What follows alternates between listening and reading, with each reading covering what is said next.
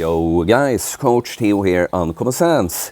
Today I'm gonna give you a little introduction to prolonged fasting, meaning not eating anything whatsoever for at least, well, according to my standards, a true fast, it has to be at least 48 hours, but let's say at least 24 hours. Just want to add at the start here that Sunday live streams will be a regular thing now. The one yesterday was great. Thank you everyone who showed up.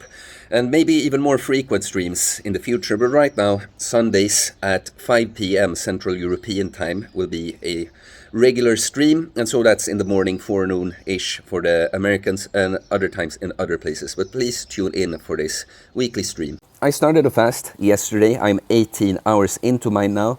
My plan is to go at least 60 hours, so that's 2.5 days, but probably longer. Probably 4.5 days, close to 5 days would be my ideal here, but it's kind of unfortunate timing. I seem to, either I'm experiencing spring allergies for the first time in my life, you know, with the pollen in the air, or I actually caught a minor cold. And it's annoying because, of course, I'd rather just feel perfectly as I go into a fast, but also with the new people on the channel, having a sort of fitness and health self-improvement channel, you know, I really want to tell you that, look, I don't really get sick much at all since I changed my lifestyle. It's like 1.5 years ago, the last time. Most times when I get sick, it's because I greatly overexerted myself somehow. I get way fewer symptoms. So, you know, it is what it is, but I'm going to have to keep it a bit low-key, hold on to my energy, not go in my biggest, loudest ranting mode in this video. But yeah, so I've started a fast. I'm going to be reporting in from my fast just how I'm doing, you know, give you little fasting tidbits and just report my weight each day now. So, you know, this is going to be an introduction video. I'm going to tell you like everything basic I think you need to know when you're trying a fast and how to go about certain things during the fast, but I'm sure you'll have questions. So ask them in the comments and I'll just answer them in the other videos that I'll put out during this fast. So I'm 18 hours into my fast now. My plan is to go at least 60 hours. I'm keeping it a bit open-ended, especially just because I'm not feeling perfectly. But the goal really is to go probably over 100 hours, close to 5 days. That would be my ideal, but at the very least 60 hours. So yes, the first thing you want to know when you get into fasting is to just keep it simple. Fasting, all it is really not eating, the absence of eating. You don't really need to know much more than that. As soon as you had your last meal and you decide you're going on a fast, you're fasting, and then there's just little things you can do to make the fast easier to go into and during. So the type of fasting that I do is saltwater fasting. You can fast on plain water, and there's even dry fasting when you don't even drink. I've done some of that, but since I'm not doing that now, let's not focus more on that, just mention it is a thing. It is not. In fact, when you do it right, it's not in fact dangerous, although, and none of this is medical advice, of course. So you could fast on plain water. It's just that taking in electrolytes that salts are, it's not that it speeds up weight loss or anything like that. It's just a means of potentially feeling better throughout the fast. Taking the electrolytes without carbohydrates is never going to be the same thing as taking them with carbohydrates, but in my experience, it does help. It's just that the salts, they won't stick to you as much. That's why you kind of have to keep refilling on them. So there are two salts that you need, the main electrolytes really. Sodium chloride, which is just regular table salt, or but a better source would be some good kind of unrefined sea salt, you know. The second one is potassium chloride. So this one is not as easy to just find in a store. Often I have to order it online, but many times this is one I just happen to have left from Greece. There are so-called light salts, and they are usually 50-50 sodium chloride, potassium chloride. So you might be able to find something like this. I know here in Sweden, there's one called Saltine, which is pretty much the same thing as this. But whether you get them together or not, 1 teaspoon of each per liter of water is the concentration I've used. There's no specific amount you need to consume. It's just that's the concentration, and you drink just by how you feel. I don't really even mix it anymore. I just throw the salts on my tongue and chug it down with a glass of water a few times throughout the day. And so apart from the salt water, with my typical standards of fasting, what's also okay to consume is black coffee. It's barely any energy, any calories at all. Won't break the fast like that. And tea without, you know, putting anything else, no milk or honey or sugar in the coffee or tea. And yeah, the coffee is just, you know, the caffeine will even have a little appetite suppressant effect. It might give you some energy during the fast, but also just boredom is sometimes just an issue with the fast. Just getting to experience some kind of taste could be a thing. I generally don't recommend diet soda, but it's not black and white. Like, you have to, what are your goals when you go into a fast? If it's weight loss, really, if the diet soda, consuming some of that could make you otherwise fast, well, then it's good enough, you know. But if you're doing it as a sort of actual fast, staying away from stimulating your taste and that, well, the coffee, of course, even that you could remove. But I'm saying here, you're setting your own standards, kind of. But generally, I would say diet soda, don't lean on it for the fast. Just if you really, really have to, and you're doing it for weight loss purposes, but it should be something, it's like a stepping stone to not having to use it further down the line. So one thing to make the fast easier to just transition into, because you're going to go into ketosis. You've probably heard about the keto diet.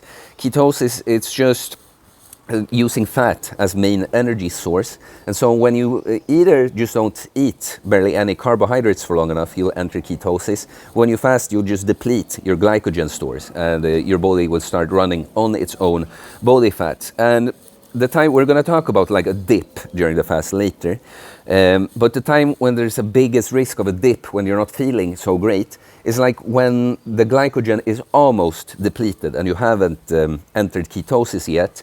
So one way to just make the transition into ketosis easier is to go low carb for like a week before you do the fast. Like, honestly, when you get fasting adapted, you've done this a lot, it doesn't make a huge difference. I can pretty much go from eating carbs into a fast and I won't have big issues, but it's something that should be mentioned, that low carb leading up to the fast is one thing you could do to make it easier. What you eat before you go on the fast, it's not really a huge concern. Not even what you break the fast with. We're going to talk about that too. But just eat good food as you usually would. That's really the only thing, you know. It's not something you have to prepare greatly for, especially when you start to dry fast. Dry fasting, we might have to think a little bit more differently. But again, we're not going to really talk about dry fasting in this video. So let's talk about training, exercise, before, during, and after the fast. So before, it's just that I like to leave. So when I started my fast, I ate the last time on Sunday evening. I work out on the Saturday, and so I'll be eating on the Saturday, but I don't work out on the Sunday because, well, now I'm talking about training hard, you know, because that's one of the best ways to make a fast just more difficult, to go into it under-recovered from training, and your body might be like demanding you know, protein by making you hungry. So it's a great way to just make it more problematic than it has to be. That's why I like to leave at least one day of not training and eating between the last workout and when you start the fast, because if you eat the day after you trained, you'll be like the majority of your recovery you needed from the workout you'll have done there. Of course, you could exercise on the day before, but you see what I say, like really training hard, training to failure, you don't want to do right before starting the fast. Leave at least a day of eating in between. Okay, the sun is kind of clouded here. Yeah, and during the fast, we're going to talk about muscle loss in a bit too. Like, let's talk about it actually together with training during the fast. People ask all the time, like, do you lose muscle fasting, or are you afraid of losing muscle, blah, blah. Look, I have more videos on that topic if you just search the channel for fasting or muscle loss. But you don't really lose muscle from fasting. Like, you would eventually, of course, if you just kept fasting forever. But really, this with muscle loss and weight gain and all this, it's about the long term. And if you always train and eat well, and then you don't eat anything for a few days, and then you go back to eating and eating protein and training again, you won't lose muscle. I've never been able to observe that I've lost any muscle. It doesn't even make sense that you would. Like, why would a human being doesn't get any energy externally, but has stored energy in the form of body fat that's really quite useless for anything else other than purely energy? Why would the body immediately start catabolizing the one force it has to go collect more food, the muscle? It just doesn't make sense like that. So, and I fasted for over a week. When I had abs, I was probably pretty much this lean going into the fast. I could not see that I lost any muscle even from that. So you don't really. But look, training on the fast, like it's one of the least important things. Like exercising, just doing weight training or some kind of movement complexes with a kettlebell or something at not too high of an intensity. Of course you can exercise, but to train hard, it's like that's the one thing you don't really, when we're fasting, that's the one time we don't really need to think about that. I personally won't do it. I usually, if I do a longer fast like this, like 5 days, on the last day, I usually go just try some lifts, just because it's fun, more of a challenge like that, and sort of a practice in anti-fragility, moving something heavy when you haven't eaten for several days, but actually like working out like I don't.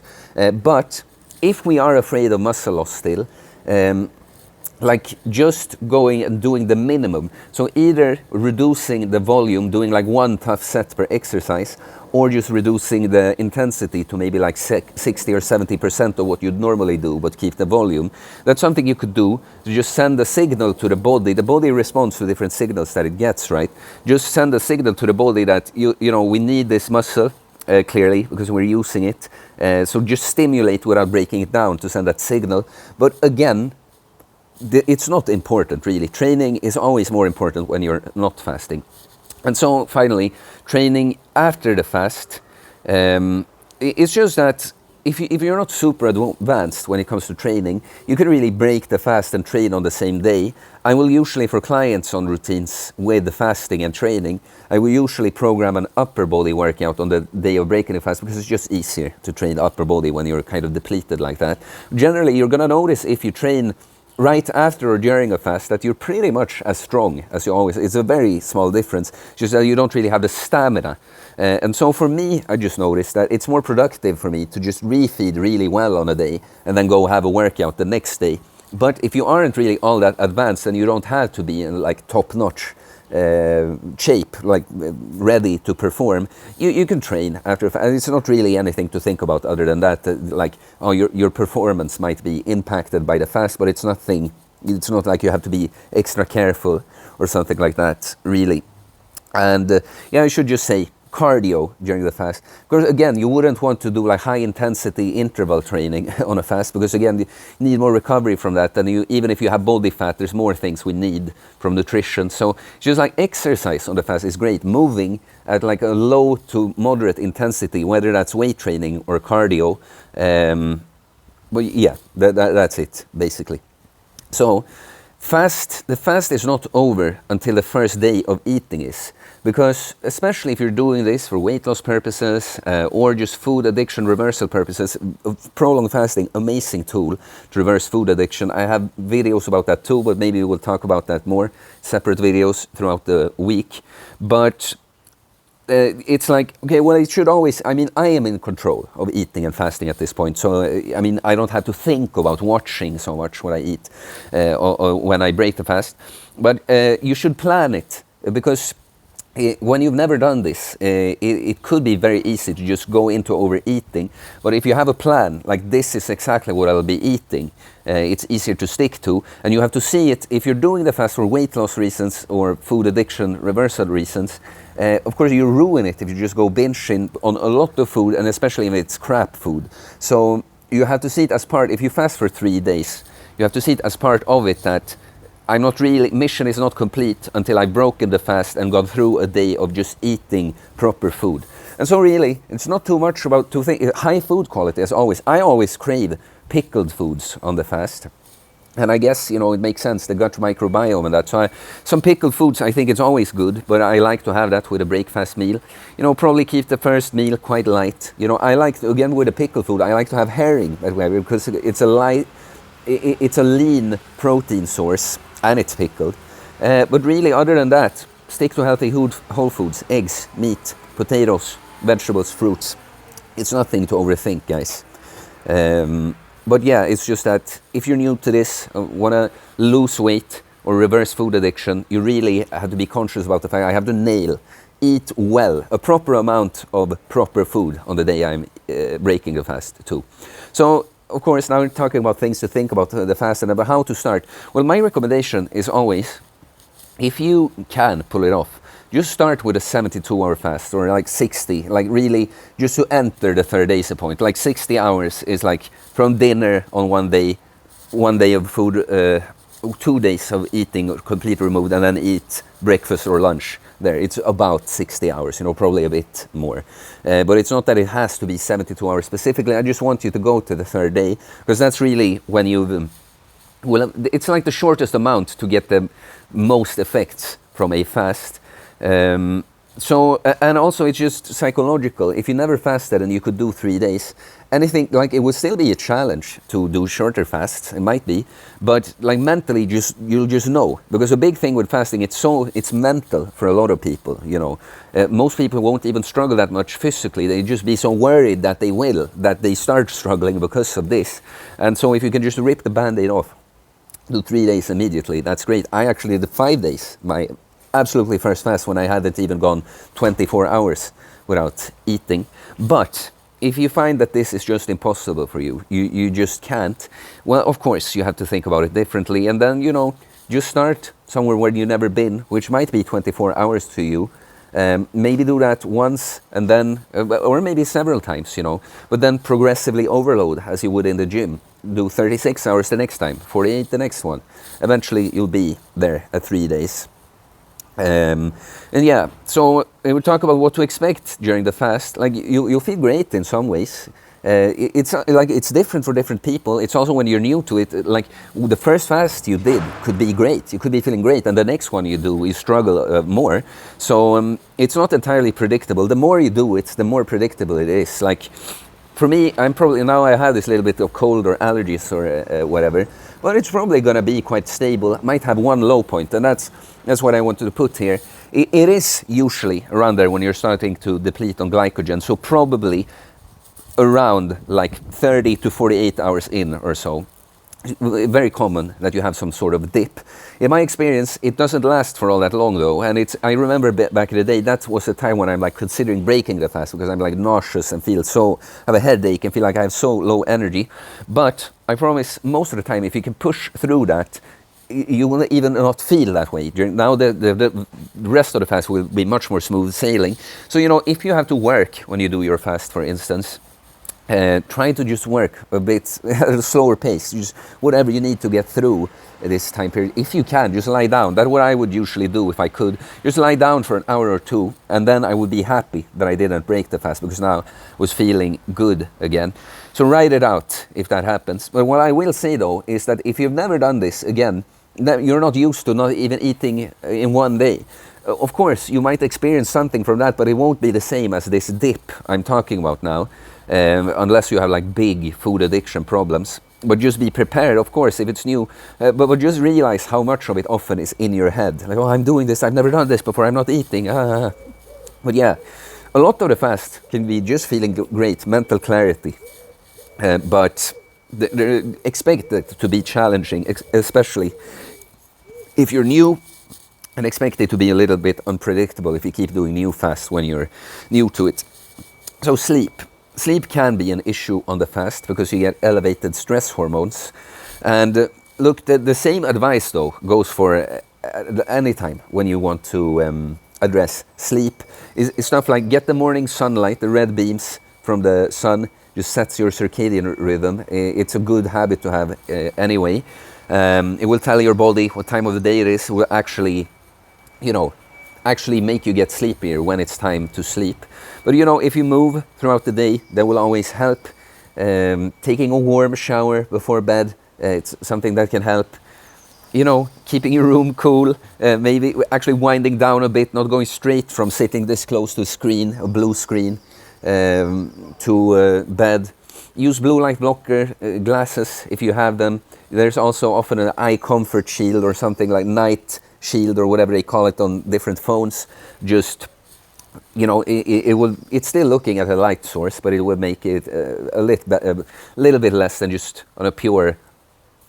Well, man, what I can't talk right here, but you see what I'm saying. The exposure from your screen will be less if you put that on. But then one thing is too to just kind of accept that your sleep might be less than optimal on the fast. This is also something you adapt to. My sleep is not that different when I'm fasting these days, but I had a lot harder time falling asleep back in the day. But it's also something to kind of accept. If you want to do a fast, it might come at the price of you sleeping a little less on the fast, and it's not really the big, like sleep is important, but you know, it's not a reason to break the fast that you couldn't sleep or something. So, little bonus tidbit is just that a sauna is a great fasting activity. I used the sauna this morning. There are many synergistic effects of the sauna and fasting, like just reduced inflammation, a growth hormone spike. Yeah, there are many synergistic effects, and it's a nice combo. If you never did this, like if you just fast for 24 hours and use the sauna, you will notice that just affect your joints feel like way more buttery than they usually would. And actually, since you don't get to enjoy all that much on the fast, the sauna just when you can't the sense of taste you don't get to enjoy anything from, so everything else is enhanced and just a sensory experience to use the sauna, really. So the good synergistic effects, but also it's just something to do on the fast, really. And I mean, there are more things that could be said, but I think this video is quite long already, and I'll do more. But since it's an introduction and we have an influx of new people, just wanted to do a little standard guide for fasting. I mean, the last thing I can say here is, for some people think opposite of this, you know, or like function differently. Some people is like, oh, I can't fast because I have to work. I have to find a time where I don't have to work, you know, a weekend or something. You know, whatever you need to do to make it work. But you know, some people think the exact reverse, that if I'm not distracted by work or something, I won't be able to fast. I need to be distracted when I fast. I would generally tend to lean towards the other thing, because even if you're like nervous, oh, I won't be able to focus and blah blah blah, just realize how much that is in your head because you've never done this. If you are in a situation fasted and you have to deal with it, most of the time you can. So I would tend to recommend just being more busy during the fast if you can. But there's not to say that it wouldn't be easier for someone else to do it when they can just completely relax and don't think about responsibilities. But yeah, guys, that's it for the introduction video for the fast. I'll be reporting more. I said it right, 18 hours, 87.0 kilos this morning. And yeah, so ask your questions in a comment and like, helps more people find the channel, so it's very much appreciated. I do holistic bodybuilding coaching. Not everyone has to fast, by the way, it depends on, but we work on the body and our entire selves, but the work on the body with losing fat and building muscle is a cornerstone of that. So if you're interested, you can send me a DM on Instagram or email me. It's in the description below. Get back to you with my different options for that. Please subscribe for more content about fitness, fasting, losing weight, building muscle, self-improvement, stoicism, mental health, philosophy, spirituality, mindset. It is a mindset, guys, and when it comes to fasting, the mindset is really just don't eat. There's not much more to it. Peace.